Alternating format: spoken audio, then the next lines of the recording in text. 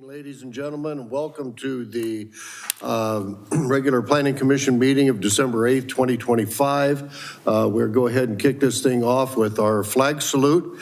If you would join me, please.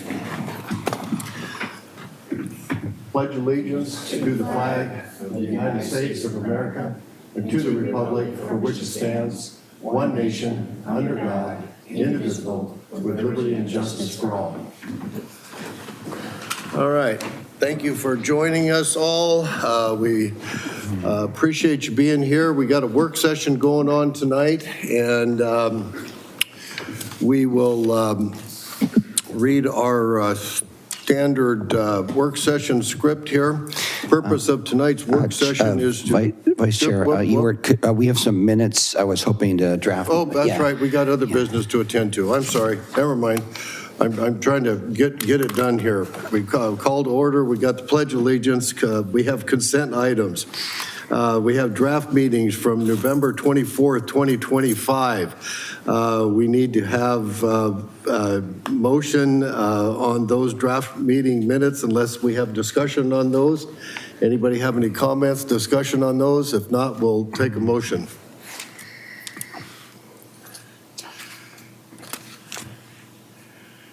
From somebody. I wasn't here, but I will move that we approve. Okay. I'll second. I got a motion and a second. All those in favor signify by saying aye. Aye. Aye. Been moved and seconded, and we have consent that we approve the draft minute meetings for November 24th, 2025. And then we go to citizen input on non-agenda items, and we have no citizens' input in the room tonight. Do we have anybody on the Zoom call or on the TV deal? No, nobody there. So we will move on ahead. We have now we will go to our work session script. We good with that? We're good with that. We will go to the work session. The purpose of tonight's work session is to give the Planning Commission the opportunity to discuss, and tonight we're going to be discussing our transportation plan. To make the most of the short time we are given for these meetings, the public comment will not be taken. This is appropriate under the Oregon Public Meetings Law. Instead, we invite the public to comment at all Public Planning Commission regular meetings under either of the two opportunities dedicated on each agenda for public comment. In addition, we invite the public to contact city staff with comments or concerns. Although this is a public meeting, the Planning Commission cannot make any formal decision in a work session. The next step actions are often determined for deliberation and discussion at a properly noticed Planning Commission meeting. And with that being said, I'm going to turn it over to our Planning Director, Don Hardy, for the next introductions. Don? Good evening, Planning Commissioners. Tonight we're going to be discussing the Transportation System Plan update and work session and going through an update of where we've been and the items that will be presented to you all in hearing that's anticipated in March of next year for a recommendation of approval to the City Council. Just a few comments here on the Transportation System Plan. We do have DKS Associates folks here, Kevin Chewuk and Rhea Flakowski. They will be presenting tonight. I do ask for one bit of grace here. There are not page numbers on the PowerPoint. There are 30 slides. There's a bit of back and forth on this, and I'm going to take ownership of that, but this is one that does not have page numbers on it. So just noting that as such, but we will get through tonight. There are only 30 slides. And I think tonight what we're looking for is input from the Planning Commission. So when we get to hearing in March, if there are questions or items that you want us to address, we will make sure that those are addressed as part of that hearing process in March. So with that, I'm going to call Rhea Flakowski and Kevin Chewuk up to do the presentation. Don, just for a point of clarification, would you like input as we go, or would you like for us to input at the end? I think as we go is fine, and there'll be some breaks. I mean, we can do both. I mean, that's fine. And I would say there's quite a bit of material here, so I think it might be helpful to do it as we're going through it. All right. Yeah. So, fellow commissioners, if you've got the need to interrupt, please feel free to go ahead and do that. I think we'll be open to that, as have discussion as they continue. So the microphone is yours, ladies and gentlemen. All right, thanks everyone. Who's running the slides? What are we? Oh, this might be Yeah, sorry. Oh, thank you. Use that one and do it Yeah. kind of differently. There we go. Perfect. All right, so thank you everyone. And yeah, I would say please do raise your hand or interrupt us. And this is just a discussion. It's a work session. So we would love to have all of your questions answered tonight. So when we get into the hearings in March, you guys feel really confident with what we're moving forward with. So with that, it works. All right, so just quickly, our agenda for our work session tonight, we're gonna go do a little bit of overview of the transportation system plan. We're gonna evaluate goals tonight. Then Kevin's gonna talk about the technical evaluation findings from our work, some draft TSP project list, and then let you know what remaining decisions will be ahead after tonight. So any questions on the agenda? No? Okay. All right, so the purpose of tonight's work session, I think we've already touched on this a bit. We want to give you an update on where we are in the TSP process. We've been working on this for quite a while. What, year and a half? Yeah. Time flies. 2 years, maybe. 2 years? Yeah. Sorry, Dawn says 2 years. And then seeking your input prior to getting to the adoption hearing with City Council, and then your Planning Commission hearings before that. And I guess that's it. All right, so a little bit of an overview of the TSP. So the TSP is required by the state, and it's a long-range plan that guides the transportation investments in your city. It covers the city's existing UGB through future horizon year. I'm gonna slide this closer so I can see. Which for our plan is going to be the year 2043. The TSP does focus inside the urban growth boundary, and it does not include areas outside that boundary. If there is an expansion of the UGB in the future, which we will be reviewing, then that would require us going through a similar planning process as this to look at that additional growth beyond the UGB, and if that has any effects on the project list. So this is just focused on your current urban growth boundary. The TSP is developed through a technical system evaluation process to document existing and future transportation conditions, of which we will be going through the findings tonight. Let's see. This process does rely on feedback from users of the system through community and stakeholder input. And we also look at the anticipated available funding to build and maintain the transportation system. And then together, these help us understand the city's transportation system needs, the opportunities through that year 2045. So any questions on that? Just, okay. So a little bit about this. So the TSP was developed using what we call performance-based planning process. So this begins with identifying how we want the system to look and to perform. And we do this through a vision statement and a set of measurable goals that helps with supporting objectives and performance measures. So the performance measures were used to evaluate the system performance and help document how the transportation system performs today and how it's expected to perform in the future, resulting in a list of needs and opportunities. So the needs and opportunities are then used to determine where enhancements are needed to improve the system performance, resulting in a list of prioritized projects and improvements. So any questions on kind of our process that we go through? And we'll work through it more. This is kind of high level stuff. Okay. These are easy so far. All right, so the TSP process is primarily broken into these three development stages. The first is understanding the system needs and constraints. And then the next step is to develop and evaluate the solutions to address those needs and constraints. And that comes out of the technical work that Kevin's going to present. And then finally, the TSP is compiled using findings from those earlier stages and through a review from a series of public adoption hearings that we've talked about, both going to the Planning Commission and then to City Council, who has the final adoption. So each of these key stages are supported by a series of technical memos that we've been writing and posting to help document how we step through the process. And you can see on the bottom there, the list of all of the memos or deliverables, we like to call them, that have been provided under each of those evaluations. So there's actually been quite a few with the plans, the process. We had a memo on measures and performance, the multimodal conditions, kind of like how is everything today, and then in the future, how is everything going to look both for traffic and for multimodal needs.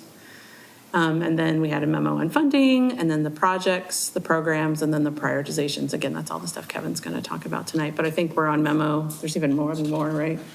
Memo 12 is the Memo last 12, one. yes, you go, memo 12 was the last one that we had worked on, yeah. And then we're working towards the draft TSP document as well. I have a question, if I could. This is Judy. Oh, go ahead. So on the previous slide, there was to evaluate through community outreach. And then I'm looking at the deliverables, but which of those deliverables address the community outreach? Oh, well, I will say we've had a lot of community outreach at various stages through here. And I guess my next slide is probably a little bit more detailed on that, but a lot of these have been shaped by community outreach that they've had. They've seen existing conditions, they've seen future conditions. They've had a lot to say about the goals and the policies, the evaluation criteria that we use to determine the prioritization. They have not seen like a draft plan yet or the draft project list yet, I don't believe, have they? Yeah. Who is they? There's been a series of community summits. Judy, we're having a real hard time hearing you. You're very quiet for some reason. Yeah, and I can answer that, Judy. So there's project advisory team, technical advisory team. There have been community summits that we've had, multiple community summits. Planning Commission, obviously, we've updated them in the council. So those are inputs that we've received, including input from both during those meetings and then subsequent to those for Project Advisory Committee and Technical Advisory Committee. Folks have provided commentary to us during this process. And I think the next slide is going to be helpful for explaining that a little bit. Yeah.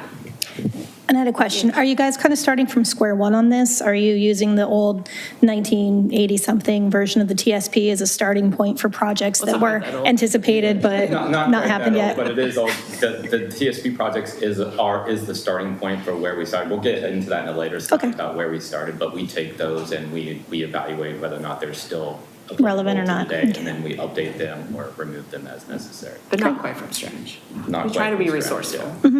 Great. So yeah, this is a little bit more about the community process, yeah.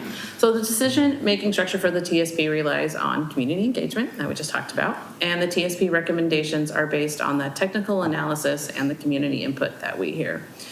So the TSP was developed with a project advisory committee, we call it a PAC, comprised of community representatives covering a variety of interests, and we also have a technical advisory committee, or a TAC, that's comprised of local and regional technical agencies. So that's the surrounding cities, the county, ODOT, transit providers. I can't remember what else is on there, but all of the technical agencies that we want input from, yeah. The county. Oh, yeah, the county is probably one of the biggest ones, and ODOT, yeah. So both the PAC and the TAC provided community-based recommendations. They helped inform and guide the plan by reviewing the draft deliverables. So we gave them kind of homework in advance to look at those before meetings. They provided insight into community perspectives, commenting on both the technical and regulatory issues that we may have, and providing recommendations for the TSP. And then the Planning Commission and City Council were briefed at key stages in the TSP process. And then, of course, we've already mentioned you'll have upcoming hearings for both of those bodies to be able to review the draft TSP. Judy, did that answer your questions?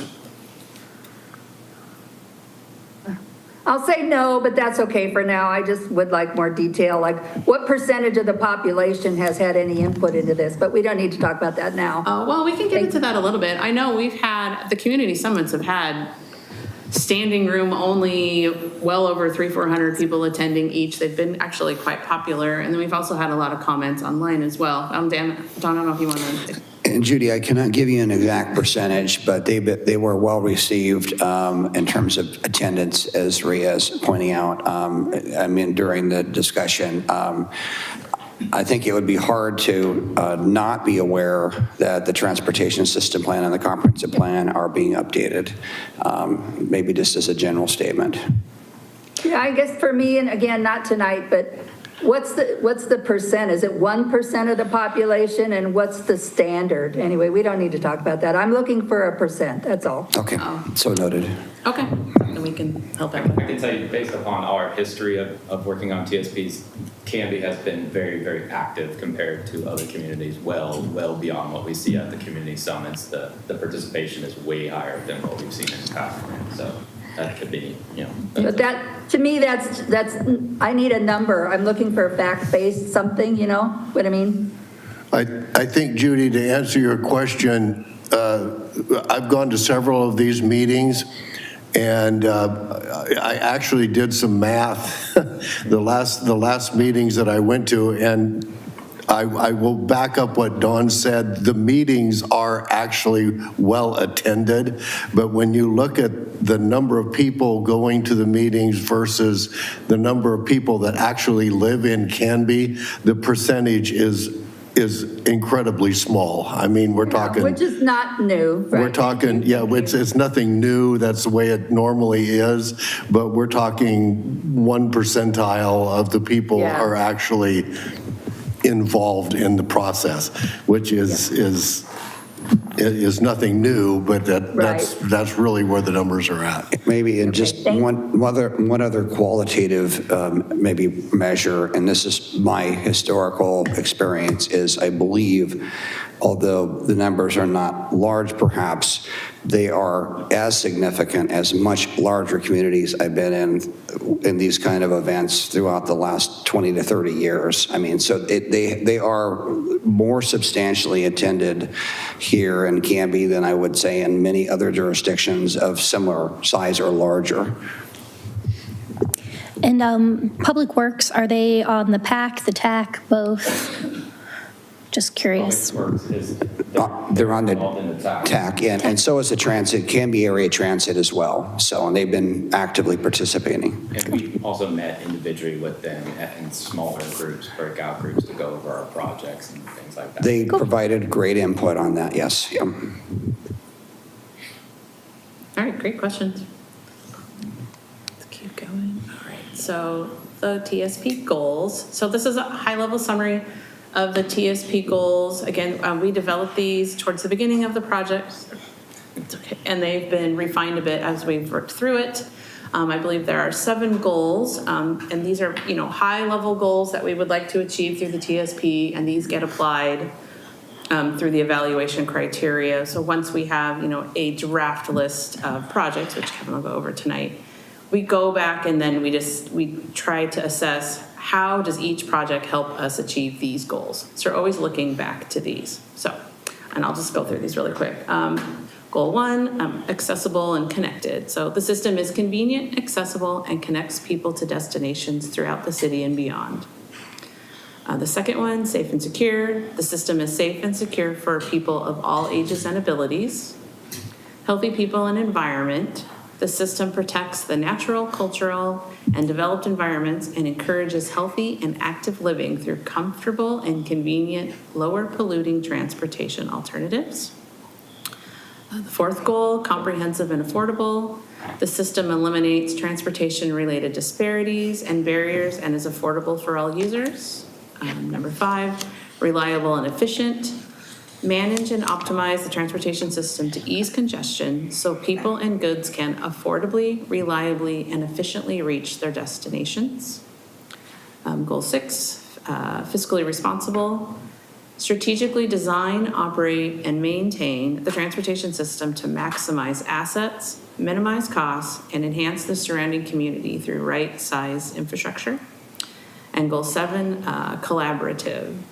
Transportation system decisions are made in a transparent and collaborative manner, and the benefits and burdens of investments are distributed equally among all users. So any question on those? No? Okay. I can click for you. Okay, so I am going to go through the system evaluation process that we went through. So it's one of the things that we use to help kind of get a update where we began in the process. So how the system's operating, what the facilities are like. So I'm going to go over the findings that we found through that process. So one of the key parts of that process was trying to understand how people travel, which is important for assessing how well the transportation facilities serve the needs of the existing users.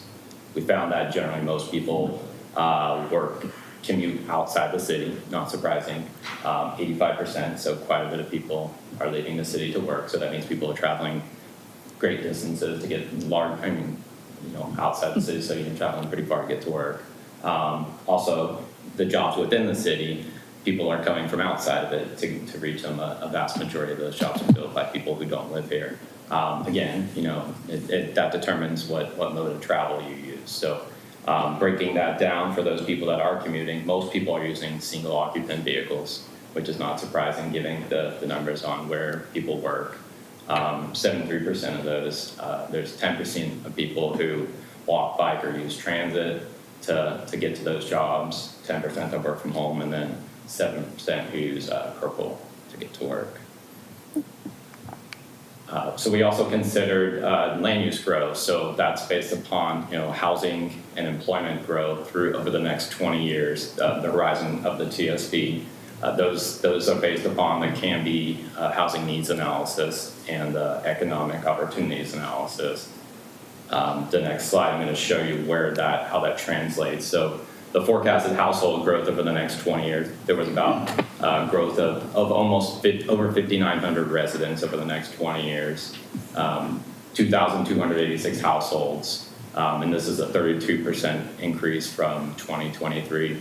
And the green shades on this map kind of indicate where that growth is expected to happen. So, and kind of up in the northeast part of the city, the northwest part of the city, and some growth down in the south. This likewise is employment. You can see where that growth is expected to happen. So the southeast part of the city, kind of in the a little around the industrial, Prairie Industrial Park down there, and then some growth along the highway through the city in the downtown area. Again, 2,700 jobs is the forecasted growth over the next 20 years, and this is a 36% increase from today. So the growth that we just looked at within the UGB will create new travel demands.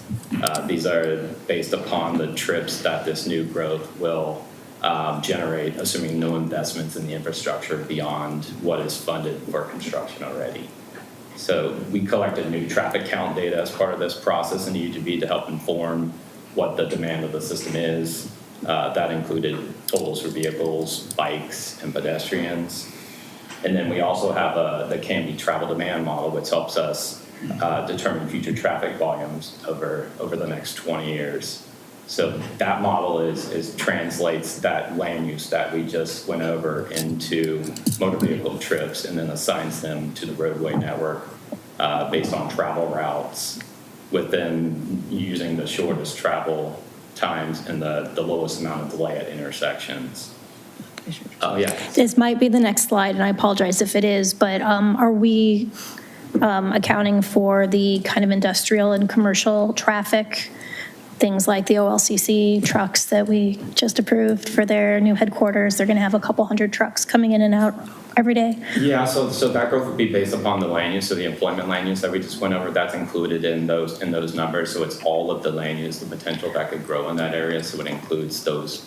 So the actual business case use, not just the people who work there who are coming in and out, but the actual semis that have to come in and out during the day Yeah, are incorporated in that? Into the type of trip. So we break it out by industrial users. We have Okay. service. We have different types of uses. So the trip types are counted into that. Perfect, then I just need to hold tight. So the table right here on the right, you can kind of see how the trips break out. So today there's about 12,000 trips on the system. And let's see, and then in the future, sorry, that's going to grow by 3,600 trips. And most of those are going to be drive-alone trips over 2,600. And It's an 8.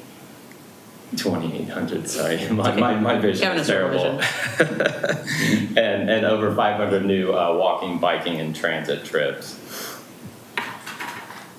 So these next few slides, we're going to kind of summarize how those numbers kind of correlate to the performance on the system. So this first one is vehicle performance, so street network performance. You can kind of you can kind of see some of the locations that are expected to be a little bit congested over the next 20 years. So the shading on the lanes indicates some street network congestion. You can see Oregon 99E through the downtown area, Territorial Road, and then some intersections in the downtown area as well, Ivy, Pine Street, and then some of the intersections kind of Territorial, Redwood, and then Township and Ivy are some congested locations that we'll have projects for when we get later on in this presentation. We also looked at a safety analysis of where all the collisions occurred. This map shows a summary of those collisions. It's a little difficult to see, but each dot indicates a collision that has occurred. There were 9 that involved pedestrians. There were 8 that are involving cyclists. And then 441 were vehicle collisions. There were 1 fatality over this 5-year period. And then there were 5 serious injury collisions. Some of the locations on the system that we found to have a safety issue were the Oregon 99E through the downtown area again. So from Elm to Ivy, that was a hot spot for collisions over this 5-year period. And then a few intersections, so the Berg intersection and the Ivy intersection, which is in that general vicinity as well. And then also the 3rd and Cedar intersection in downtown as well. And 2021 is still the most recent year available for data? Yeah, this is when we first collected the data, that was the most recent 5 years available that we based it on. So we also did a pedestrian network assessment. So this is based upon the level of traffic stress. It's a metric that attempts to understand the multimodal user perspective of delay and comfort on the system. It helps us understand key gaps and barriers to the walking network that we want to address through targeted improvements. So some of the locations that we identified as extreme or high stress include, again, the highway, not surprising, Malino Road and Township Road, which are more of a rural roads that haven't yet been improved to urban standards. So some of the needs we've identified through this process were some gaps in the sidewalk network near schools and the need for some safe pedestrian crossings on the highway and some collectors throughout the city. We also did a similar assessment for the bike network. Of the streets that we analyzed, nearly 30% of them were considered to be extreme or high stress for cyclists. Again, some of the facilities that we identified as being high stress were Oregon 99E, Haines, Malino, Hawley, and 13th. And then again, there were some gaps in the bike lane network and a need for some buffers or physical barriers to help enhance the safety of bike lanes in certain parts of the city. So any questions on the system evaluation that we went over? Okay, so now we're going to move into how all of that correlates into the TSP projects that we have identified for this process. So this is the 3 sources that we use to help get to the project. So they relied on the project goals that Rhea went over earlier in the presentation. and then input from these three sources. So stakeholders were a key part of the process. That included the committees that went over the TAC and the PAC. We had the community summits as well, and also some comments that we received from the website. Previous plans, so the 2000 TSP was a starting point for us. There were the Canby corridor plan that was done a number of years ago, and also the Walnut Street extension is another key source of projects for this TSP. And then the independent evaluation that we just went over. So that included the existing and future multimodal system analysis and the needs that we identified through that process.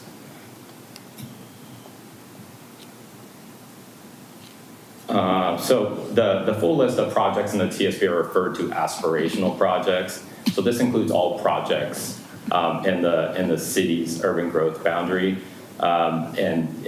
for streets that have a functional classification of neighborhood route, collector, and arterial, and regardless of their priority or likelihood to be funded. So it's all-encompassing, all projects.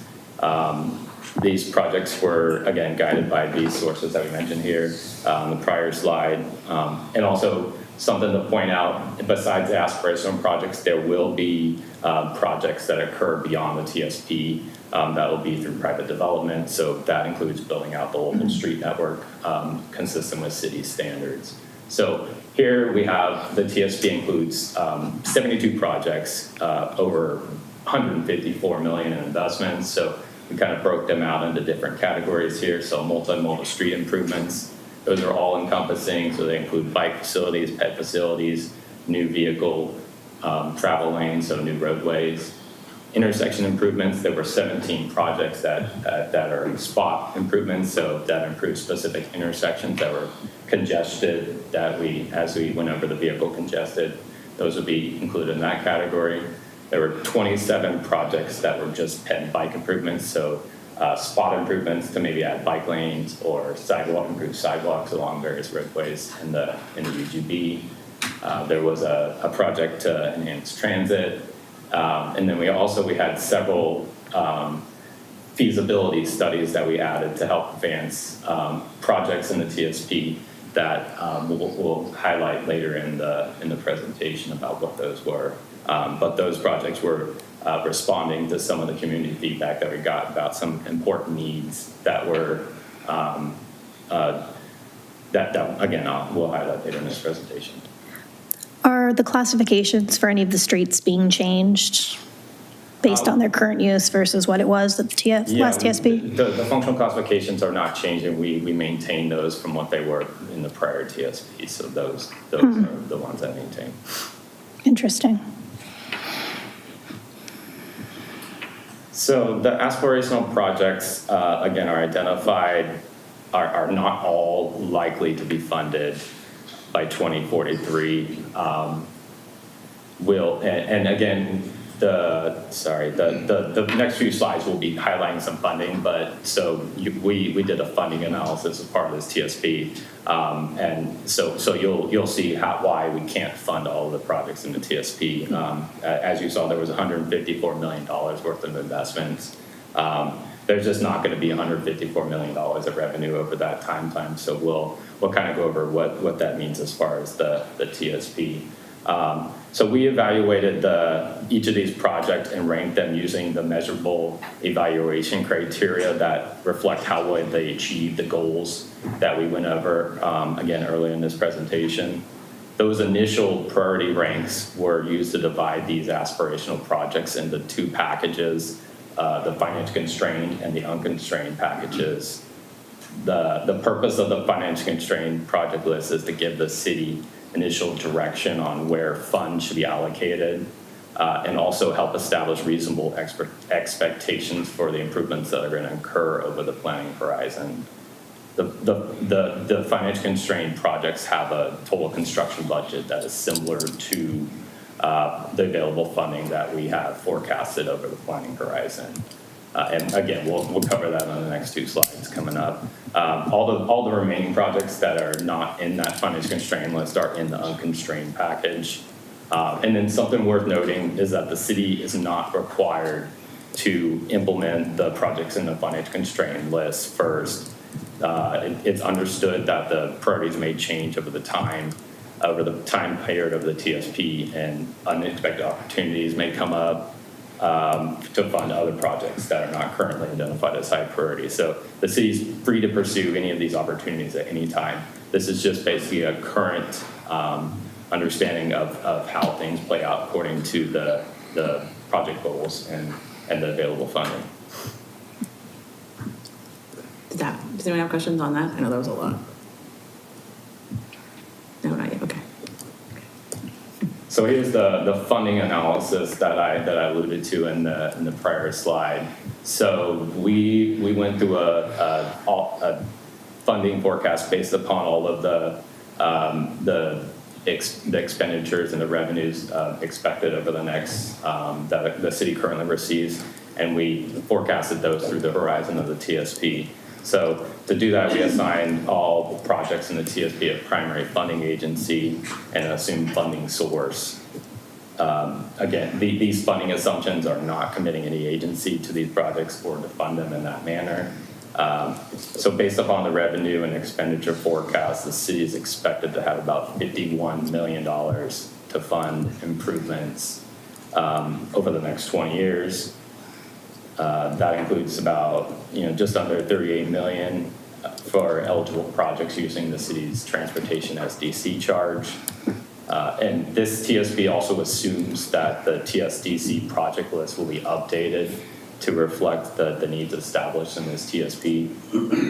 Another about 14 million is expected to be available from other local funding sources for projects that are not eligible to use those TSDC funds. There also may be opportunities to jointly fund projects with other agencies, but the TSP is not assuming any funding from these sources because those decisions are ultimately up to those other agencies.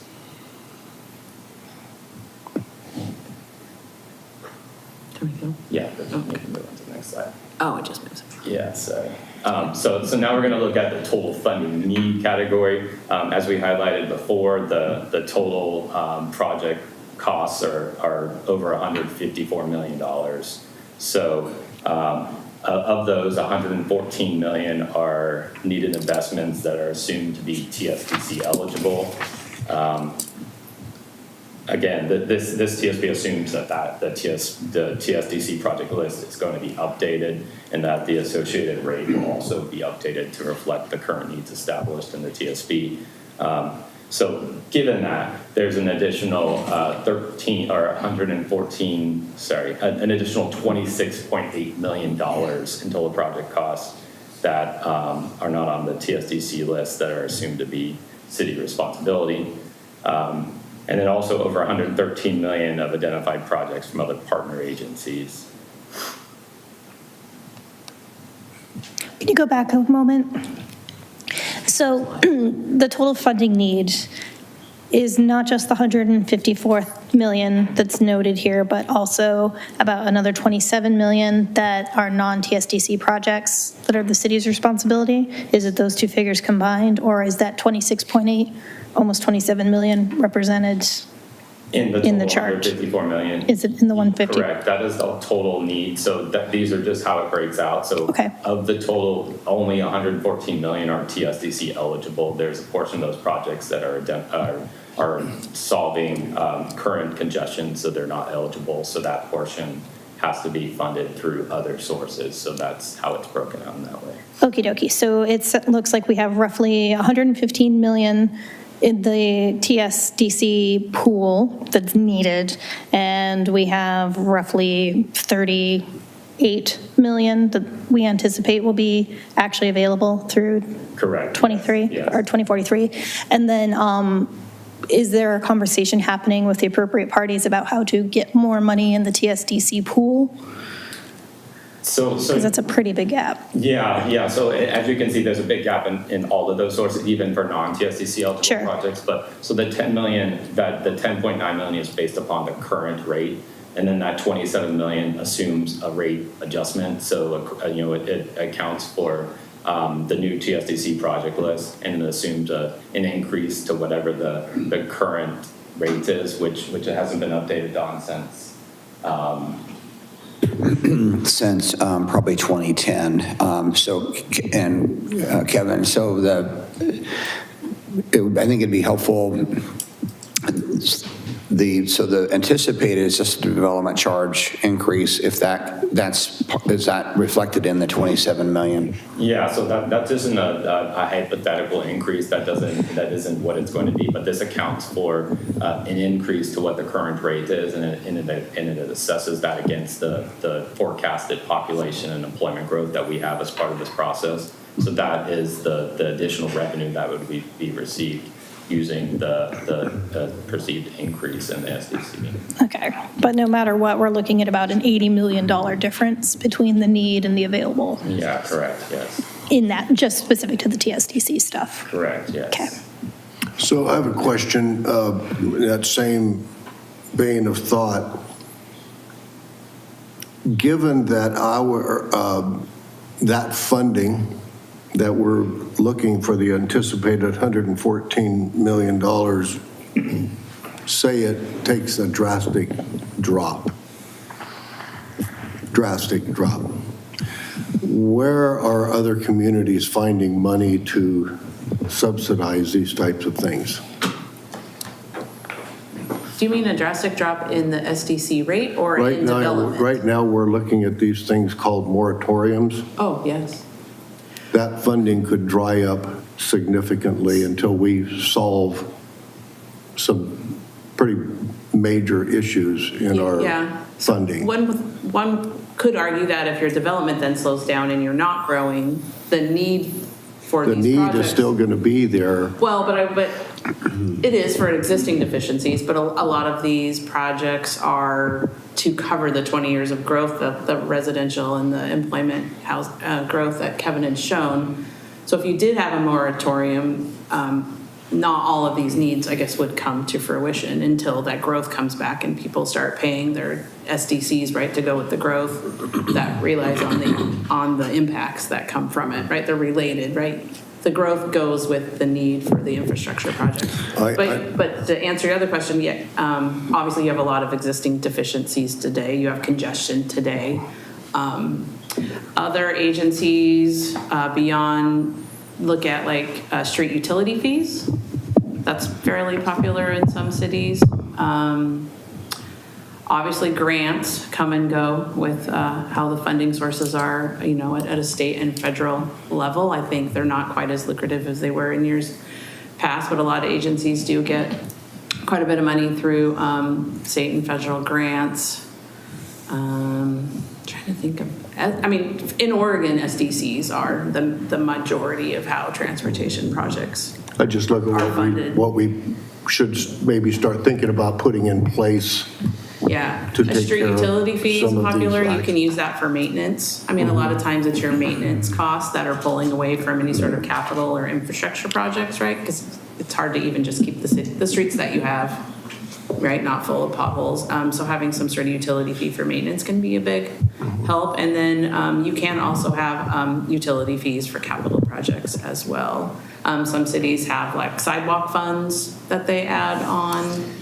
To figure out, like sidewalk gaps. I'm trying to think what other cities do. And there's a funding memo that was associated with Tech Memo 12 in the end, and there's a whole funding analysis with funding options that were presented there, and there were different scenarios. If you did a certain scenario, it gave you an estimate of how much additional funding would be included. And I don't have the memo in front of me, but there were I believe it's in the Tech Memo 12 in the appendix. So there's several scenarios in there that kind of illustrate, and I think one of them was updating the transportation utility fee. So you see if you can get more revenue from that, so that less money is pulled into that, and you can put it towards more capital improvements. Updating the SDC is a big one. So this is a scenario, not the one that's circled, but the one on the right that's not circled currently. That's a hypothetical scenario. You could increase the SDC beyond what's shown here and capture, some of that gap. It's not going to cover all of it, but that's a critical way. One of the best ways to recover some of that gap is to make sure you're actually accounting for the growth and can then contribute towards it.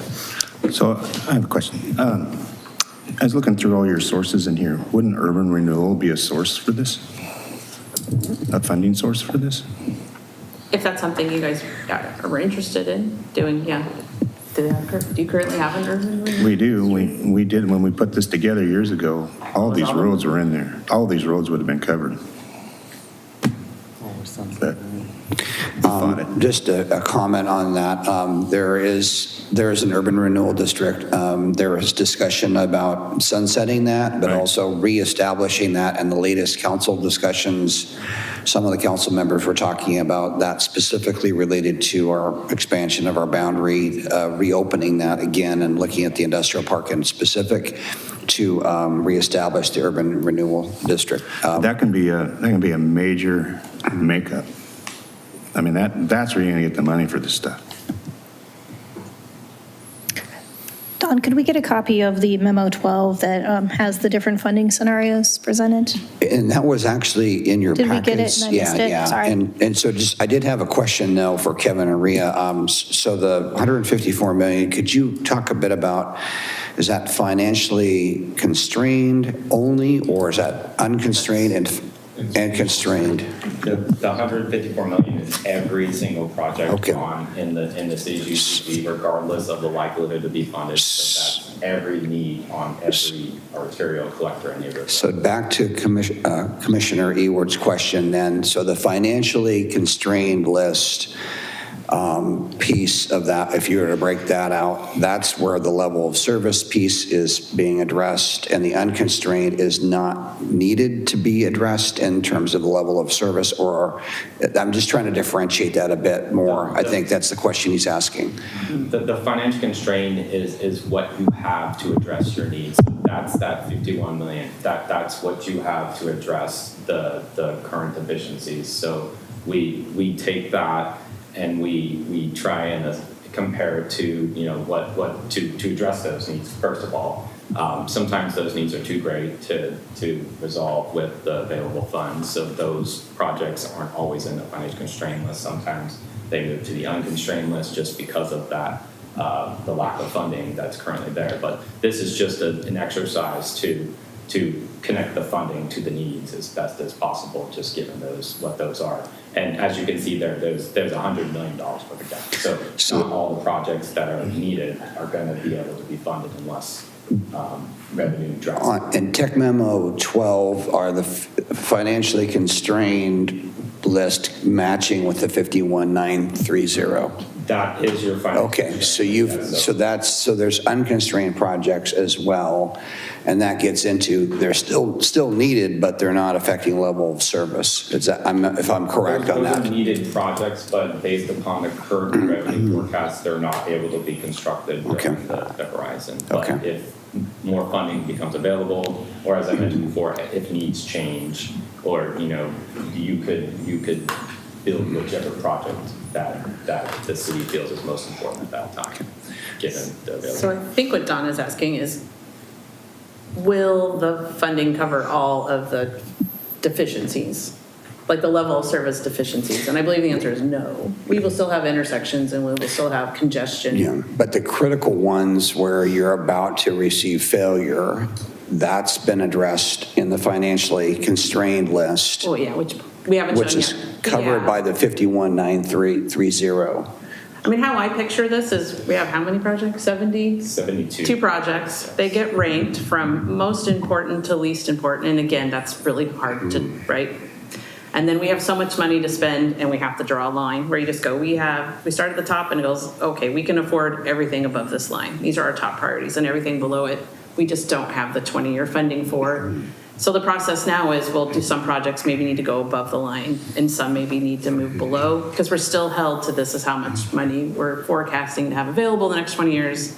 Which ones go in the pot that we say are high priority and likely to be funded, and which ones can we not get to? Well, and if we have those constraints on building new, then the 38 million that we're looking at expecting from the TSDC is in question as well, which means we're left with roughly 14 million from the Canby Street Fund that we all pay like $7 a month into on our sewer bills. Yes. That could be a little more aggressive potentially to help with this. And what also is there, you can see the asterisk, and there was no funding assumed from partner agencies. So as Rhea highlighted, there are grant opportunities that come about, you can go after a particular project and fund it that way. So It looks like there's about $15 million worth of work where we bound with the county. Yeah. But, trying to wring money out of the county is, blood out of a turnip kind of thing. Or ODOT, ODOT is also another partner agency. Yeah. Again, funding is becoming difficult to get out of them, but it's an opportunity that could be there in the future. And I think as a commission, what we need to keep in mind is that, we have to think big picture. It's really up to the city council to figure out where this money is going to come from. Yep. What we have to keep in mind is as we approve, as we sit in looking at these projects, we just need to keep in mind as what we're looking at here tonight as to how these projects fit into what we're looking at here tonight. The city council, what we approve or deny, the city council is going to have to come up with the money to make it work. And we don't want to make their job undoable.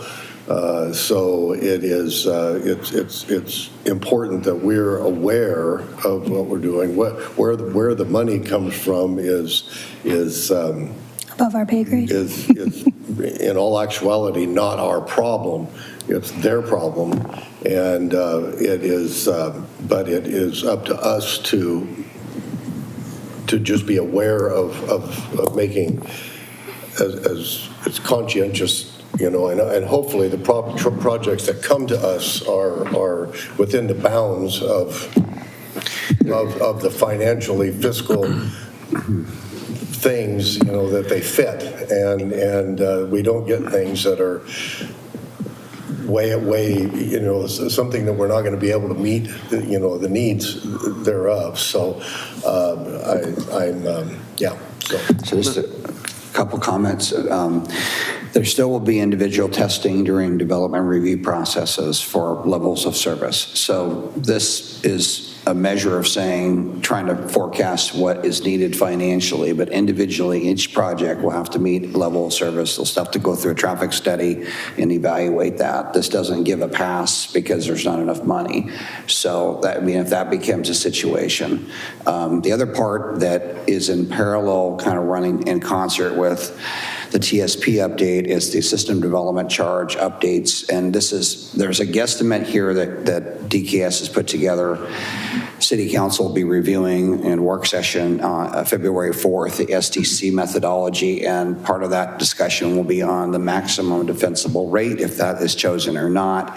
I believe that the estimate here is close to that, but that's a choice that the city has. There's been so much change between 2010 and now that, and largely, it's fairly easy to go almost to the state maximum defensible rate for parks as well as streets. And so those are things that the council will have to determine. That will not solve the issue, but it may increase the funding source slightly. I do agree with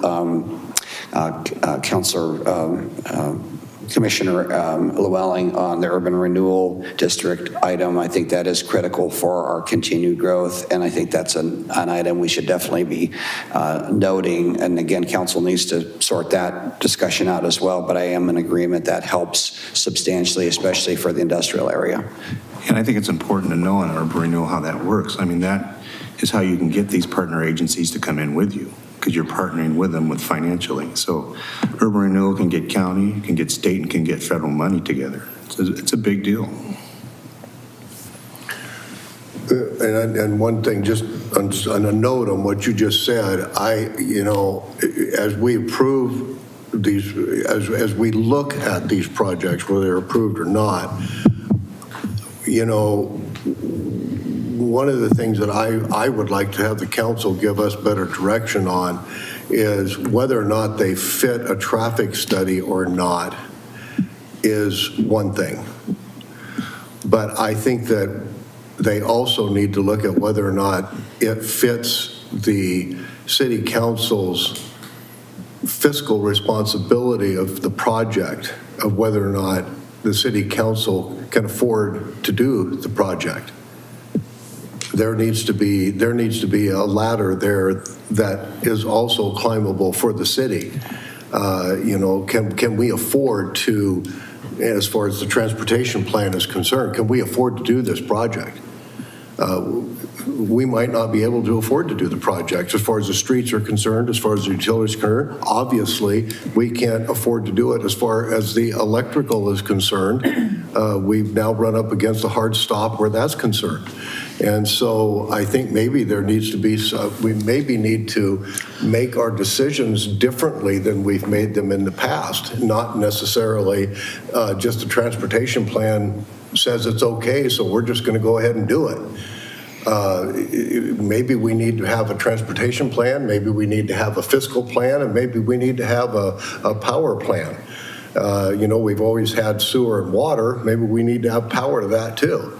And so that's a little bit more than what you folks are talking about here tonight, but I'm just saying that we need to increase the rungs of that ladder as to what our city can actually do, and they would give us a little bit different direction as far how we make our decisions. And I think what you're talking about is a more drilled down version of this global number into a maybe 1, 2 to 5 year, 10+ year prioritization, which is about what projects are going to happen in the first year, what projects are going to happen in the first 5 years, what projects are going to happen in the first 10 years.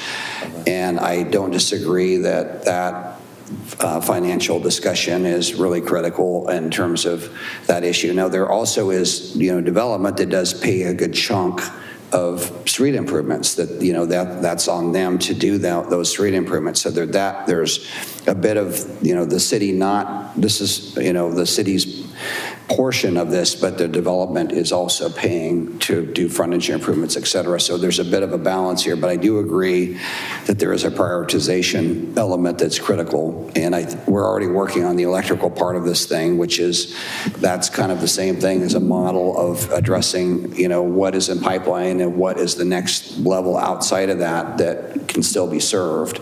And because it's not like there's no power, it's just on the larger megawatt need. Yeah, well, I'll just say, as far as electrical is concerned, I think the state of Oregon fell on their face where that's concerned, but that's a whole other topic. Mike, you got something to say? One thing about a lot of these projects, especially the ones along Highway 99, is that it's not just us that pay for the poor infrastructure on those. There are people that are traveling through our community on their way to somewhere else, and I think that, it's the state's responsibility, because their decisions on, I-5, ends up having effects in our community.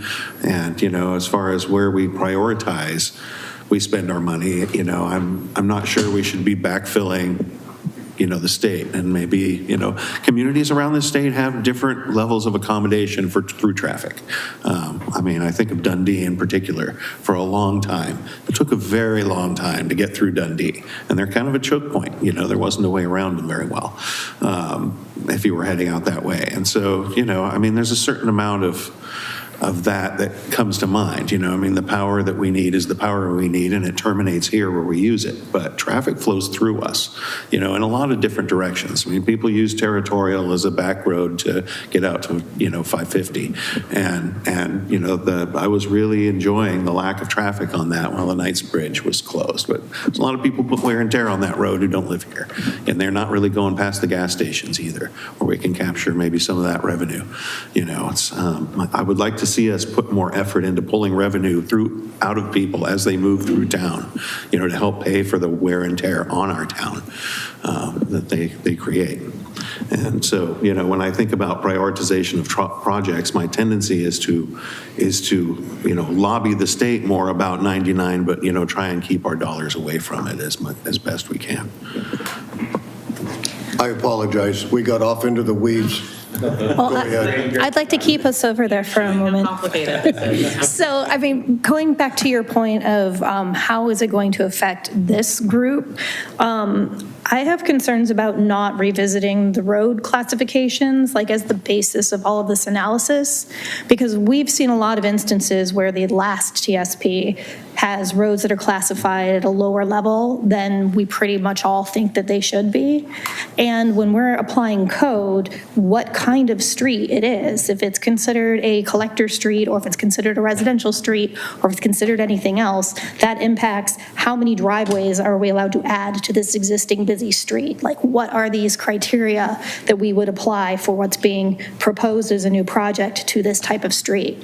So it really puts us in a bad position to not have those more recently revisited, because we have a lot of streets that are not, in my view, properly classified for the amount of use they see now, let alone what we could expect to see over the next 20 years. And something that I know it's really difficult to forecast, but is kind of worth having as a nugget of, consideration in the back of our minds is, what happens to this town if they do end up tolling on 205? Because we're going to see an incredible influx of people coming through on 99. And we have this limitation of the tracks that block off the whole north part of town and backs up 99 when people can't take a right-hand turn or go straight across some of the more arterial roads. So I am definitely concerned about not revisiting the existing street classifications, because that impacts our recommendations into the future. So I should clarify, the TSP will have a section on updated standards. So all of the standards will be updated in the TSP, so from the prior TSP. So that will be a chapter in the TSP. When you say standards are being updated, I mean, is that actually addressing this road, territorial should be X, the actual road clarification? So all standards, like functional classification standards, if we want to revisit the mobility target for the city, those are all the standards that will be updated in the TSP, or revisited. So whether or not we update them or not will be determined. But you have a list of candidate roads you would like to change the classification of. Yeah, I mean, I could come up with a list for you. I'm on the traffic safety committee as well, and between Public Works would have plenty to say about it as well. There's definitely roads where we're doing individual studies just to kind of see what the volume of traffic is for when people come to us and have concerns about specific things. And there are roads that just have tens of thousands of cars on them that are still being called residential, and it's just kind of like we've got some big obvious ones, and we have some slightly less obvious ones that could definitely use an adjustment. Yeah. Does Public Works involved with this when these guys are putting this together? Yeah, they were saying they were absolutely, part of no, the they went through the technical list with us, yeah. So it'd be fabulous if you could provide written comments. There's a meeting on Wednesday. I will Yeah. If you want to bring mark it up up the and- functional class map or provide a list or anything like that, for sure. We could take a look at those. Great. Traffic committee would be a great group for you guys to go spend the morning with. Yeah, they'd have plenty of opinions for you and information. Let's go ahead and get back to Yes. it. Thank I also you. wanted to touch on your second topic. We did a specific scenario that addressed tolling on the freeway. So And what that would look like yeah, for so 99. we have a list of projects that are not in the TSP, but it would say, okay, if this scenario happened, these are the additional projects that would be required. Would need to be So we have a prioritized. separate scenario that accounts for that. Should Fantastic. that occur. And we did that specifically because of that concern. Cool, thank you very much. We're always getting stuck on the money part. Yeah. I know, it's all, we Big just part want of more the money. process. Be So fine. this is how those 72 projects lay out. This is just an image of them. This is all the projects layered onto a single map. There's a lot of them here. As you can see, $154 million worth of them. They're spread throughout the city. There's a lot on territorial up there to address some of the traffic growth that you all touched on. Some intersection improvements up there specifically because there's a lot of through traffic. Several on the highway, and then again, several projects in the growth areas of the city that will largely be driven by the future development of those areas. I would think there'd be a whole lot more dots on there for 154 million dots. Some of these projects are very, very, very, very costly now, given where things are today. So the cost estimates are accounting for everything in them. So administrative costs, right-of-way costs, design costs. Those numbers are very, very expensive. So it's important to account for them in the cost estimate. So that's how they get very high. There's also some very expensive projects in here that we have identified with Public Works. Some of them are part of those original feasibility studies that we alluded to, some overcrossings of the railroad and things like that are involve bridges and potential unknowns with that. So they're very expensive projects. Those and those else. And 4A is one of them, I think it is. Can't quite see it, but that would be a new bridge. But that's one of the feasibility studies that I alluded to earlier in my presentation. That's my favorite part. So some of the community input that we have, some of the key issues and outcomes that we heard through that process. Obviously, a lot of congestion in downtown Canby. Some specific intersections, the Pine Street intersection, the Ivy intersection, Berg. Those are all problem areas that the community identified. So we heard a lot of desire to have another bridge over the Mohawk River and improve connections out to I-5. Some people suggested extending territorial. Some people suggested, another crossing down towards Berg. So we heard that quite a bit through the process. We heard a lot of desire for a bypass of the city. Again, very, very difficult project. Not something that's likely to be funded.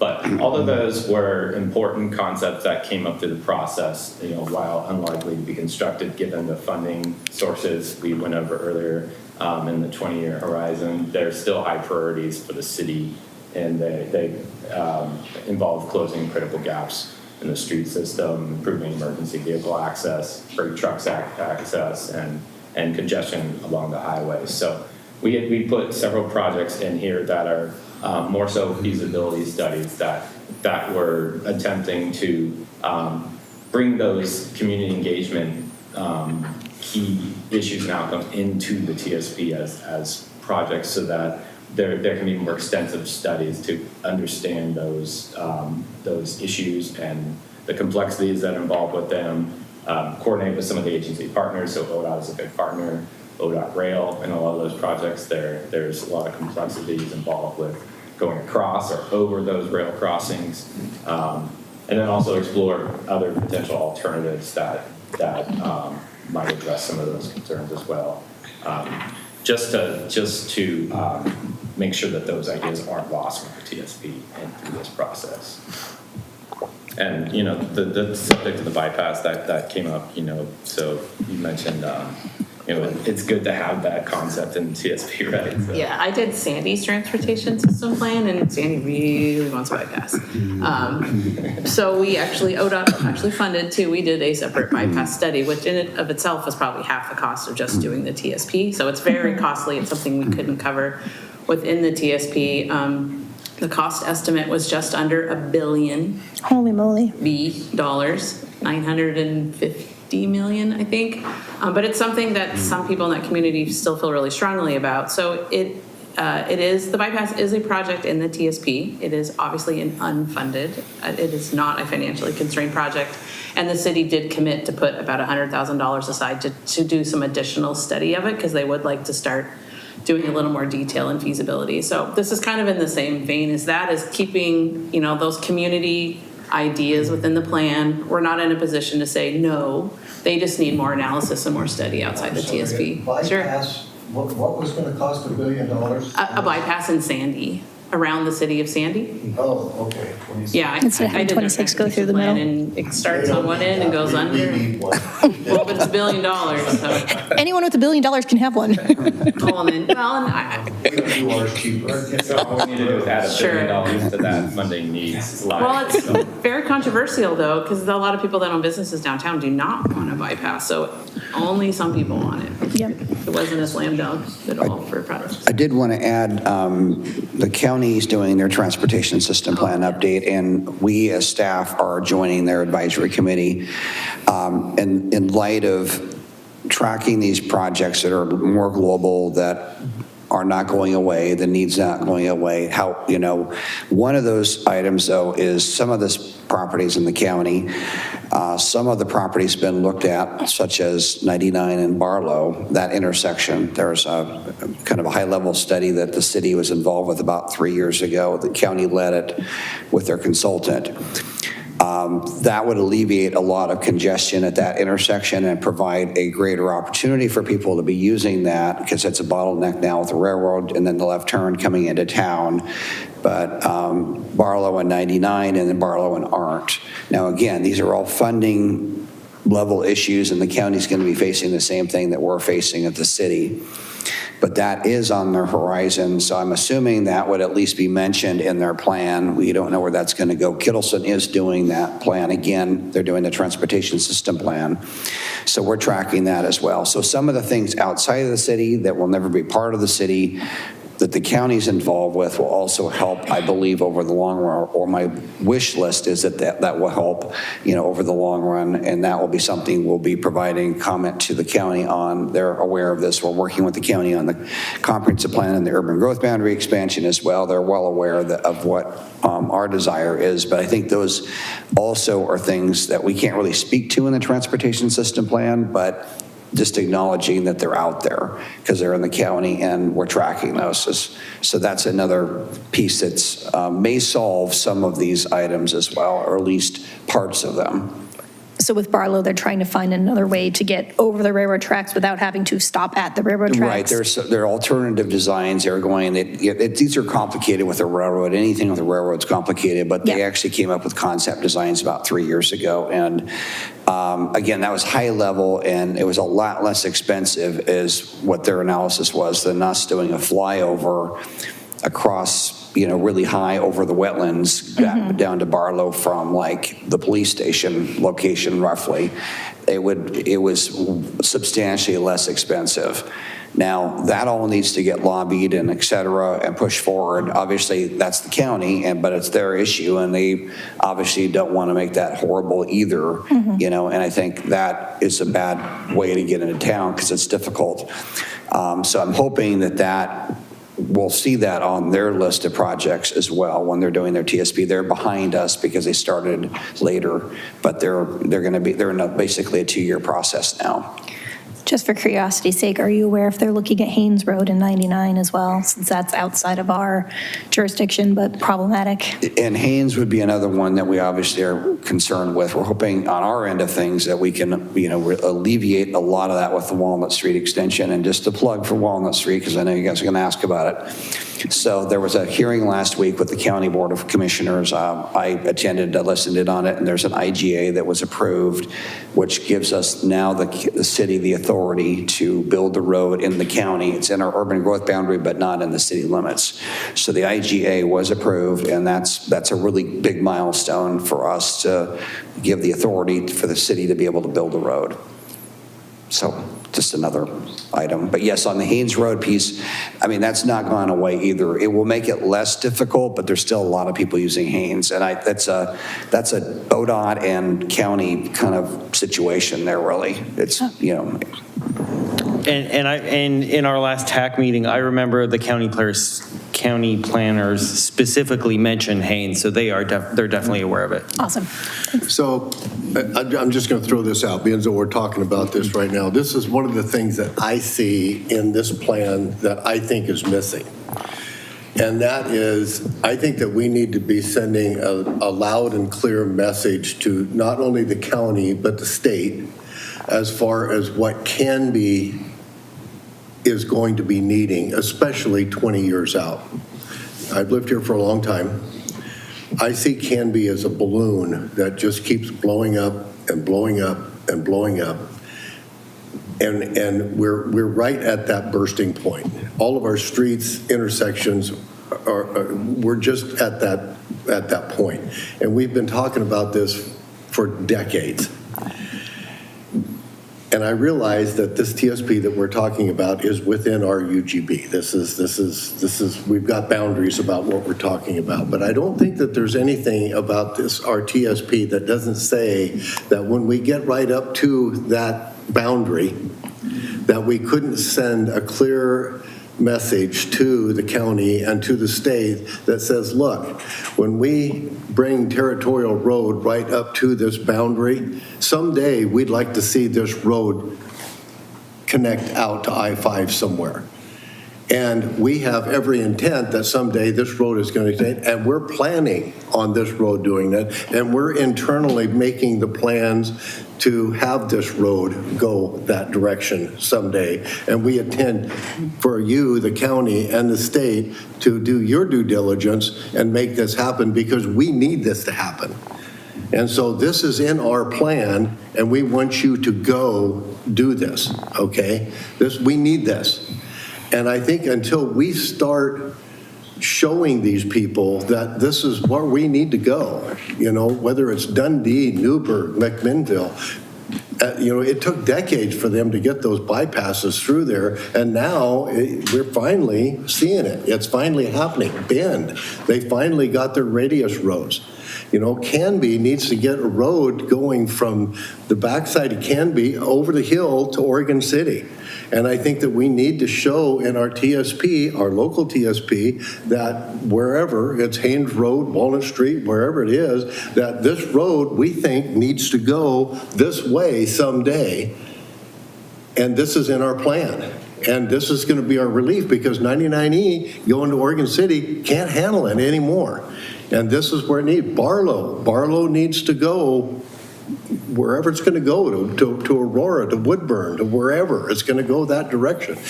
This is where we have futuristic thinking, and it needs to go this way. And we need to put these things in our plan to say we've taken it to our UGB. We need the state of Oregon, Clackamas County, Marion County, we need these people to come to the table to help alleviate this balloon from popping, because we got a problem here. We got these maps, all these bad intersections and busy streets. 82% of our population is going out and 85% is coming in, and we can't handle it. We just can't handle it within our balloon anymore. We need some help. We need some, you know, all these other cities, you know, it took decades and decades for them to get it. Canby really needs to start showing these people that we're planning on your help. At some point, we need you to help us. But if we just keep planning within our balloon, they're just going to, yeah, you know, someday. We've been talking about Barlow and 99 for 20 years. We could have done it a long time ago. We could have done it for, I forget how many millions of dollars it was. We had the funding at Art Road. There was extra money left over, but City Council couldn't pull it together, and we didn't do it, and we lost it. And so it didn't happen. So I just want to take it, because I agree with you. And this is where I think this is a great time too to look, and I think this is what you're saying. We want to look at this transportation plan. I think we need to have priorities in this plan, and then we need to have mechanisms that's going to take this, if it's number one priority, what's number one priority mean? 20 years from now? You know, we had a priority for Burke Parkway, and the city and the state was ready to go, the county was ready to go, and we told them to get lost. So it sounds great, but the city's got to be on board too. The council's got to be on board when it's time to come. So we need a transportation plan with priorities in it. You know, we have a big problem coming with all these trucks coming on board in the next 2 years. And I don't see it being addressed here at all. Well, because we're just looking at it. It all comes down to the funds, you know. It's I understand the amount of taxes that we want to spend. The funds were there, and we said no. Well, we need to show our intention. And this is our transportation plan. And we need to prioritize. And I think that our city council needs to put in the transportation plan our intention.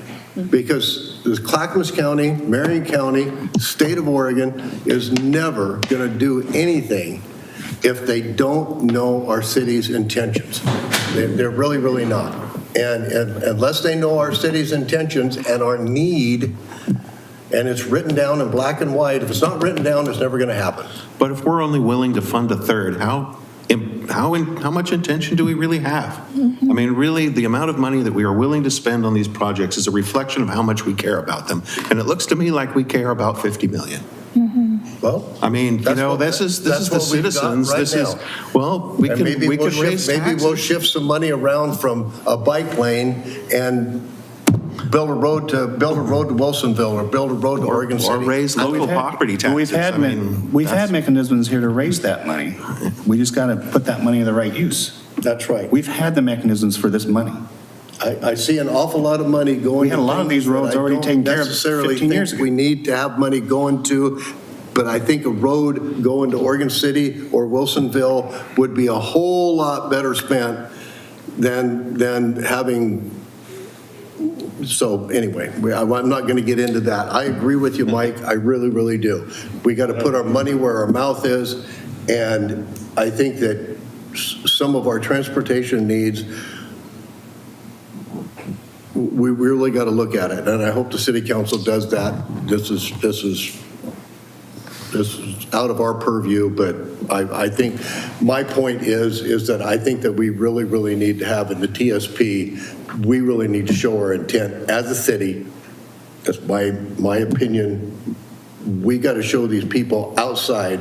Everybody says, well, it's the county's thing, it's the state's thing. We can't do it because it's outside of our thing. I think we need to tell them this is what we need. You know what? If you want a piece of candy, you got to ask for it. That's just the way it is. But Mike really hit the nail on the head, that we need to show that we're serious about what's important to us and actually fund it. Because the reason this TSP probably has quite a lot of the projects in it that was in the last TSP is because there wasn't money for it. And so what I've seen is that Public Works every year has to kind of revisit their top 10 lists of things they want to try and get done with the money they've got for the next X amount of time. And then they don't even know if they're going to have the money until the last minute, and only so many things can get done, and it just gets pushed and pushed and pushed. And there's really no reason that the same thing won't happen here if we don't come up with the funding one way or another. So I go back, because I was on there, I go back to urban renewal. So we had all these roads in there. The funding was there. The money was there. It's how we prioritize things is the issue. And I think you hit it right on the head. We got, in this transportation plan, we've got roads that were down here, but suddenly they're up here, and the ones that are up here are down here. I agree with Mike. We got to get serious as a city. And if we want to bypass through whatever, and we're serious about that, and we put our transportation plan, we can't wait for another 20 years to do it. That's what's going on. The mechanism, the money was there, and it gets used on other things. Okay, go ahead, guys. We're cutting out a lot of weeds tonight. Sorry about that. This is your show. Go ahead. Discussion. This is good. It's really good. I would offer that in the TSP, we will have an implementation section where we can be very clear about these are the next steps moving forward. And if you want to have timelines on those, we're more than happy to say these are the top priorities. These are the roads. This is where they need to go. I would also say Dawn and others that are involved in the county's transportation plan on their technical advisory committee need to be strong. And that's really where, that's where it gets documented from the county. You need to push on them to say, we're building a road this big, this wide. Our intent is that it's going to go beyond our control to you. The county needs to then pick that up and memorialize it as a high priority project in their plan. But I do agree, you showing funding for your priorities then shows you're serious to other agencies, right? They may be, oh yeah, Canby wants to put roads here, but right? But if you can show that, I think that goes a long way then when Dawn and other staff are pushing on the county to get those high priority projects done for the county, that's where it's gonna happen. And when the county moves forward, right, eventually they will get to a draft TSP, having people from the city show up to their meetings. They're gonna have public outreach meetings, they're gonna have hearings, they're gonna have work sessions. Have your people show up and really push that, and they're like, oh my gosh, 100 people from Canby showed up, they really want this road. That goes a long ways too. So I think you do have a lot of power in shaping what the other agencies do. So I would highly encourage you to just stay involved with their plan as well. What else? I know you guys talked about a lot. I would just add that I agree with what you just said, Rhea, and I think we have an opportunity at the Technical Advisory Committee. I believe we have another TAC coming up for our TSP, which has the county as a player. Several people from the county are on that. And obviously sharing our TSP with the county as well, which gets back to the implementation plan that you're talking about. But I do agree. I mean, this is there's some lobbying here that ends up needing to happen here. And some of this is even at the political level that needs to happen as well. Yep. We need leadership to talk between the two agencies. That's really how this gets. I think some big signs at Territorial, Barlow, and Malino that said future road to Oregon City, future road to Wilsonville would be great. Dan Eber for governor. Perfect.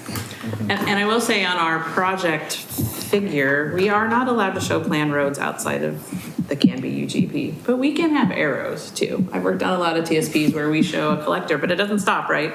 We put a big fat arrow on it. So desire. And then, yeah, and it's very clear that this road will continue, and then it matches up with the narrative and the implementation that goes with it, so. And then just to reiterate, the last bullet there, we were trying to summarize some of those key issues that are, what you were describing in the TSP as Rhea was alluding to as well. We'll have an implementation section that will have each of those concerns in it, and we can be very clear about the city's desire, the city's next steps, and what those might entail for the TSP. So that those are in there because it's something to also restate is if the project's not in your TSP, you can't do anything with it. So if those are something that you want to explore, if you want to explore bypass, it has to be in your TSP. Otherwise, it's not happening at all. So that's another reason why we put those in there, just to have the concept either whether or not the city wants to move forward with it, that's your decision. But we can be very clear about what your desires are at this point. Ready? Everyone ready? Yeah, I think we are to the final slide. So these are the next steps in the TSP process. So in the next month, we'll be preparing the draft TSP. So it's basically compiling all 12 of the technical memos, putting them into a document that becomes the transportation system plan. So we'll have a draft of that. That draft is put out for public review, and then there'll be a city council work session in January. And then after that, there'll be a revised TSP that'll become the adoption version. And then we'll have some hearings on it. So we'll have a hearing with you all on the adoption draft TSP. And then following that, there'll be another hearing with the city council. And then finally, after that, we'll have the adopted TSP, so that'll be the final version of the TSP coming up in February and April of next year. So moving towards the adoption process. Yeah, so you all will be involved in all of those steps to where we get to the adoption draft that goes to the Planning Commission hearing. And then depending on the level of comments that we get from you, sometimes we do go back and make another version of the TSP to take to City Council. Or sometimes it's just a memo with a list just saying, these minor changes to the document, so we don't have to do all of them. But yeah, you'll have several opportunities once the draft TSP is available to make comments to it as well as we move forward. Thank you, guys. Any other questions while we're here? All right, thank you. Any other questions? Dawn? I have a couple. Judy, go for it. Okay. The voice. Thank you for all of this. I mean, you've done an excellent job, and the report you sent out was amazing. It wasn't an easy read, but that's okay. It was really exceptional, so thank you. And I agree with a lot of the discussion that's been going on, and I've had some experience with the city with getting, I guess, plans from consulting firms in the past, and there's a couple things that I've seen in other plans that maybe we could consider for this. One is scorecarding, and it's not a popular thing in public sector, but if we're going to put a plan together, there should be recommendations about what to do after year one and take the pulse. And it's not about punitive, it's about check and adjust. How did we do this is the city's responsibility. How did the city do after a year of following the TSP? How did the city do 5 years? Otherwise, you don't ever check and you wait 20 years later and you're like, why did we not do any of this stuff? And there are probably very valid reasons, but it's not typically something I see a lot of, but I have seen it recently in a couple of plans that were drafted by consulting firms for other areas of the city. So that would be one thing. Scorecarding is important. The other thing is, I think some people might agree with me or not, but there's a disconnect with our citizens and what the transportation plans say about level of service. And we see this quite often when, there's something proposed and we say, well, and the plan says, well, it's not going to affect this, the congestion in this area or this intersection. And people are like, what do you mean? It's already, beyond. And I wonder if there's some process, I don't know, if there's some plan or process, again, city responsibility to do something to try to minimize that disconnect, because we see it regularly. Like people just don't believe what they're reading. There's kind of a credibility problem. And I'm not saying the transportation plans are wrong. I'm just saying the perception about the reality versus what we see every time we get an application that says, oh, it's not going to create a problem. There's a huge disconnect. So if there's any, recommendation from you and what you see with other cities about how to remove some of those disconnects that we see with many of the applications that we get, that would be really good. And then one other quick thing is all the great discussion about prioritization and working with the other, the counties and the state. That's so great. And I wonder if we're looking at prioritizing based on need and based on finance, and I totally get that, but is there another criteria that's feasibility, if, like Walnut Street that we all have been complaining about forever? What's the feasibility if we make this project a #1 project?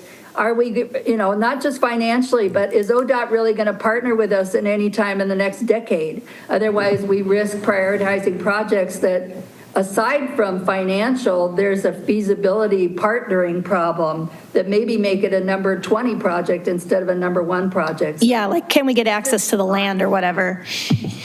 Yeah, think about Walnut Street, what? I don't think anybody thought it would take that long, and I don't know why, but if we, that's a big priority for us. But would we really, if we have other projects and we know ODOT's got 10 million other projects ahead of us, even if it's not a financial question, it's a feasibility question, then we wouldn't make that a #1 project. That's all. That's it. Thank you. Can I offer some input for your second question? Sure. About, you are not the first city to have citizens that have a disconnect with how bad they think traffic is versus what our traffic numbers typically show for them. A lot of times in cities, we either do a presentation for planning commission or city council, or we can provide slides that are just on the city's website that the communities can watch. But typically it's kind of like a traffic engineering 101. This is how we collect data, right? This is what this means. Level of service, D, like this. And we can even give examples or videos of this is what an intersection actually looks like when it looks like this. This is what your standards are. This is why the way they are. I know a lot of people think, oh, we'll just make it level service C and then congestion will just go away. Well, that's absolutely not how that works at all. So a lot of times we can just give presentations and education for that. So if that's something you guys are interested in. And does that really help with the disconnect? It does at times. Some people just aren't going to change their minds, but I think it helps a lot with planning commission and you guys probably know, but city council at times. But yeah, I think it can make a difference. A lot of times when I do those presentations, people from like the homeowners association or the people that are, or from the business community that just they're this kind of the squeaky wheels that are always concerned with congestion, and having them attend and having a discussion with them does seem to be pretty meaningful. I think a lot of people really don't understand the scale of how horrible things can get. Well, it's like Canby has its own idea of what bad traffic is, but let me tell you, Yeah. there are some things I have never seen in this town, and I hope never to see in this town. Yeah, it's what you're used to versus what it is now, Exactly. but not necessarily the worst I had possible. no traffic on my street until development went on down the street, and then I had some. The difference between 0 and 1 car per hour is infinite, let me tell you.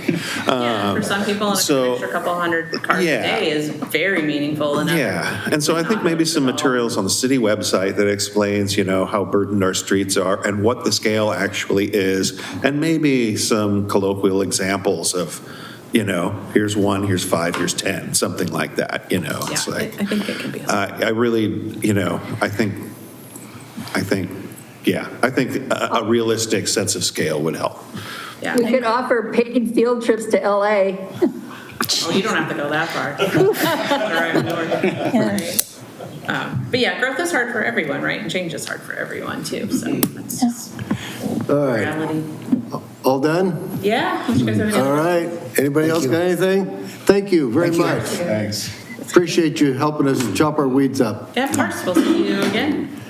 In All right. February? March? Okay, I think that is it as far as our work session is concerned. We have an illustrious member of our city council, and I know we're not open to public testimony in our work session, but being though it's city council, Councilor Patton, would you like to approach the bench? We do have a from him. Okay, yeah. You want to raise your right hand? You solemnly swear? I do swear a lot, but I shouldn't do it out here because it's on camera, Okay. right? You're speaking as yourself. Yes, so for the record, my name is Jason Patton. I am 1040 North Birch Street here in Canby. I am a member of the City Council and I am your council liaison. The primary impetus of me coming in tonight was as we wind down this year, I wanted to come in, and while I'm not here for many of your meetings, I do try to make them when I can, and I do watch them when I can online, but I wanted to thank you for your service to the community. Is this where we ask for a pay raise? You can get a pay raise from 0 to 0.0. How's that? Double it. There you go. We'll double it. But no, I want to, the amount of time and energy that you folks put into this that helps shape the future of the community, especially considering what we are going through with this TSP, with the comprehensive plan update and all those things. It is a monumental task for folks to take on as if they were preparing for a cruise or something along those lines. So you may not hear it from a lot of people, but I did want to come in tonight and say thank you very much for your service to the community and for doing all of this extra work. And, I know you have a newer member. The rest of you have been on for quite some time, and I thank you for sticking it out. I know at times it can become overwhelming, and it's like I have better things that I could do with my time, but it is very appreciative that you folks stick around, because one of the things that gets to the heart of some of these things that you are talking about is continuity and longevity. And the more we have people stay in the loop, the longer that institutional knowledge gets passed on, and some of that stuff hopefully will not get lost. So that is that.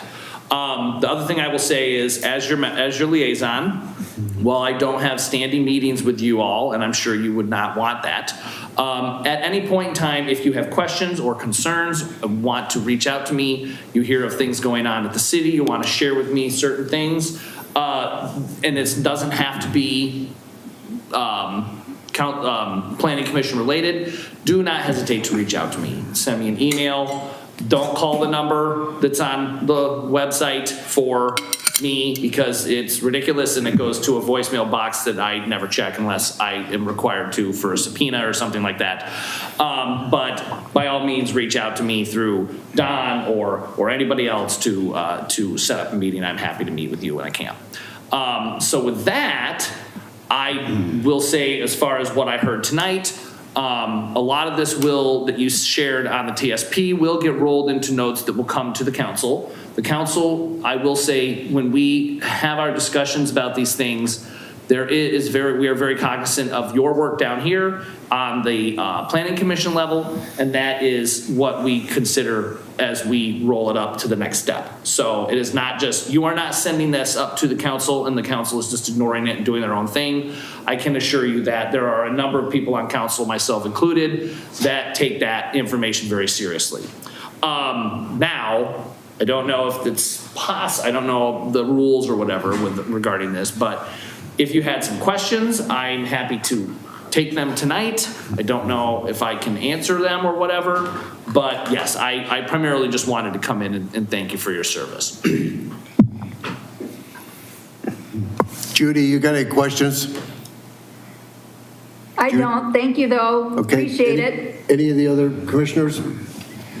Okay, thank you, Jason. We Yeah. appreciate you stopping by. I think collectively, we would all, as Mike said, that we need to put our money where our mouth is as far as our TSP is concerned. So we're all willing to donate our pay for this next year to the TSP plan. So I just want to put that out there. Awesome.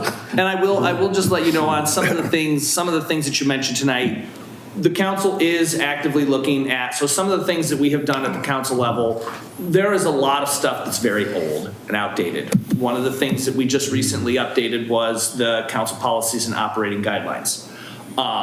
It was last updated in the 90s. We essentially threw it out and retooled the whole thing. Another huge project that we were preparing for is updates to the city charter, which is going to be a huge lift because anything we do in there has to be voted on by the citizens. And we have to be very careful to make sure that if we pay to have it put on the ballot, that it makes sense and that it will get passed. Another thing we are very cognizant of is the funding aspect of things. Something that the city has not done a lot of is long-term planning and forecasting. One of our upcoming work sessions is going to be an actual 4-year forecast of projected projects within the city, how that funding is going to come in over that period of time, what we can, what we can't do. Because what has happened in the past is the city would be like, hey, we want to do these 10 projects. In the end, only 3 of them would get done, but we had budgeted money for 5 of them. And then in the end, we put 12 projects on the list, and then the next year, 4 of them get done, but they're not. There's 2 of the original and 3 of the new, and it's just been a hot mess. So we are working on actively changing that and having a long-term 5-year, actually working towards a 5-year forecasting for city budget and projects in parks, streets, all of it. And then to your point, Commissioner Llewellyn, regarding the Urban Renewal District, I can tell you that a majority of the city council will sunset the district. There is absolutely no interest to prolong it as it currently stands. The goal is to send that money back to the junior taxing districts. But one of the decisions that the council is facing, that there is some debate and some split on, is how to close the Urban Renewal District. There is a way of closing it by ordinance, which essentially kills it outright. And if you want to then do it again, you have to start all over again. And then there is the option of closing it through resolution, which essentially keeps the Urban Renewal Advisory Agency or the Urban Renewal Board dormant. And then when a new Urban Renewal District is established, it can then take over. One of the things that we need to figure out is, can an entirely new urban renewal district boundary be drawn and governed by that agency? If yes, then a resolution might make sense. There are some people who are vehemently against it. We'll see what happens. But ultimately, if the thing is that if you want a whole new district in land that has been brought in through the comprehensive plan update and the urban growth boundary expansion, then it would probably need to, and if it needs to go to a whole new process again, then ordinance would be a better bet. But I will say that there are partners, there are people on the council right now who I would not suspect would support a new urban renewal district, who have expressed an interest in a new urban renewal district. So there is that. Because we have some very large projects coming up, like a new water treatment plant, which only gets more expensive as days go by, and the power and all of it. So those are some of the things that we are working on at the council level that that we will take that will at some point in time include you folks as well. So that's it. Anything else? Just that I'm very cognizant of how low all of my bills are as a citizen of Canby: electric, water, street. parks, sewer, et cetera, and I have no problem with paying more to get stuff done because it is so infinitesimal compared to all of the surrounding area. Like, nobody likes paying more in theory, but us paying more would be like next to nothing compared to what everybody else is dealing with, and we could probably make some good progress. Every time I hear about someone else's electric bill, I laugh. Seriously. It's a big reason why I moved to Canby, honestly, because we were getting our power from Bonneville and it's so much cheaper. It's not investor-owned. Yes, and to that point, I would say that you are probably an outlier in that thought. Yeah. Especially considering, you know, as a member of council and as we work to try and tackle these things, you know, I see what has recently happened, what is going on with, you know, good, bad, or indifferent. You know, the governor and those folks came up with a plan to try and fund ODOT. Clearly, it has upset people. And now it will most likely go to a vote of the citizens. But my question to folks is, then what is the alternate plan? If you do not like this plan, then you need to be willing to step up and come up with the alternate plan. Because to say, I don't like this plan, and you now need to figure out another plan, that is unacceptable. That is how we end up with the situation that we have right now. And so that is what we will be looking for when we, because as you probably know, the street maintenance task force is in the process of reviewing, you know, our street maintenance fee and how that's going to look and those things. So, you know, we are aware of it. The Walnut Street thing, even I, as a member of council, did not know. We were under the impression that that was moving forward hot to trot. And then all of a sudden it's like, we don't even have the ability, we don't even have the agreement from the county to do the road. And I can tell you that that came as a huge surprise to us as councilors. So, you know, Randy, our interim city administrator, has done a lot in a very short period of time, and we're looking forward to continue that momentum. So there you go. Okay, any other questions? Thank you, Jason. We appreciate you stopping by. Happy holidays to you. Thanks for your good words. You as well. Thank you. Dawn, speak to us about future things. I will take it away. There is no planning commission on December 22nd, so this is the last one of the year. So the next planning commission meeting will be January 12th. Couple items, we don't have these secured, but there's a potential that Hope Village may be an item on that agenda. If not, we will likely have an update on the comp plan, concept planning, and code update. This will be kind of a light agenda item on January 12th. Kind of moving forward a bit further into the year, and there's a bit of float in this depending on what we receive from City Council. We have a work session with City Council this Wednesday on the 10th, and then also another work session with City Council on the 17th.